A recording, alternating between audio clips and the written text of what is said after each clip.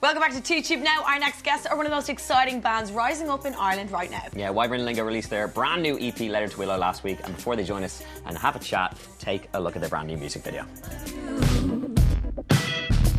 You are a victim of yourself.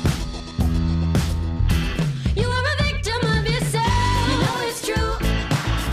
He does not love you. You know it's true. And it's not my fault. You know it's true.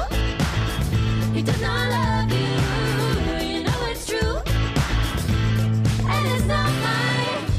Yay! We had this big debate over where we Should we wave? Should we not wave? Will we wave? Girls, thank you so much for coming in. Thanks for having us. So the music video is unreal. Thank you. Was that all one shot? Yes. Was it actually? Yeah. So how many times did it take you to do it? Because there must have been a couple of 1 mistakes. million. Really? We were doing it over and over from about 10 o'clock in the morning till 6 o'clock in the evening. Yeah. Freezing.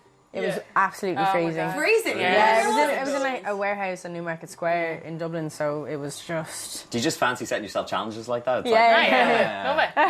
make it difficult for everybody. Yeah. Because you'd be like, yeah, I think I nailed that one. And then everyone else would be like, each time, that was the worst. each time the confetti had to go back in the bucket, and then There was a very patient man who kept filling up the confetti cannons Like every single time. Or to be like, you know, they'd start and they'd get to the first line and be like, I messed up the lyric. And have to start off again. Damn it. And everyone's like, oh my god, the confetti. You just don't look him in the eye. So you're sick of singing the song? Yeah. Well, it wasn't. It was like it's sped up. Yeah. It was like double time, so it was like. Yeah. So tell us So, about the EP itself, actually, because obviously it came out last week. It was a huge relief to kind of just get it out there. yeah, definitely, yeah. Big time, because we haven't released any music in about over a year, well, since we've been signed. So for us, it was like we were spending a lot of time working on our new sound and really kind of, we wanted this EP to be a real statement and really show people like what we've become. So the sound has changed quite a bit. So talk to us about that. Like, how did you kind of come to sound like this now? Because you were really, really folky before. Well, see, like when we released the With a Nose EP, after we did that, that was when we met our manager, and shortly after that, our label. So we've been kind of full-time band for a year now, and in that time, we finally got to make the sound that we really wanted to make, which is a strange kind of alt pop R&B rock thing. Thank you. So so cool. And you worked with some really interesting people on the album as well. Rob Kerwin, of course. Oh, sorry, on the EP. Rob Kerwin, of course, who did Hozier's, Green Cars. Worked with PJ Harvey as well. What's he like to work with? What was that whole production like? he is gas. He's one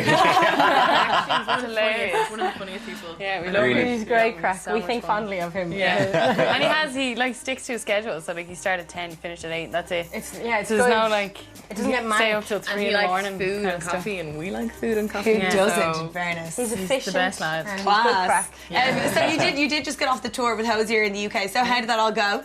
Amazing. You're obviously good friends with Hozier, so it must be. Is it just like all a load of friends on tour having great crack? There's a lot of Basically. banter. Yes. A lot of We're a fun. bit spoiled because we had been on tour with him before, and Karen and I had done backing vocals, so it was just a bit like, hey, lads, what's the crack, you know? Yeah. And everyone's so helpful, and you know, if anything went wrong, you know, you'd have so many people to help you, and it was just lovely. I say travelling with another Irish artist like that and seeing the venues that he's playing must give you such a drive to go, look, this can be done, and can be done quite quickly as well. But that's exactly it. That's kind of another thing that spurred us on to do it full time as well.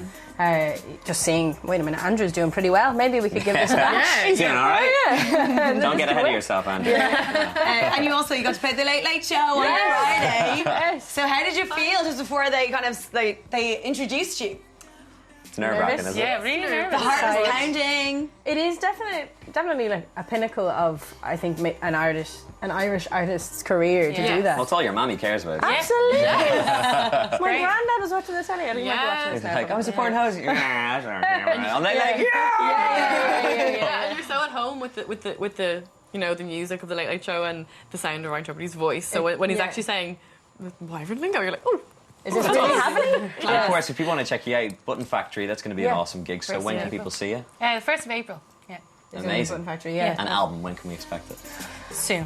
Very soon. Short Not the answer we were looking for, but we'll get you back soon to tell us. So thank you so much for coming in, guys. Thanks. Very much appreciate it.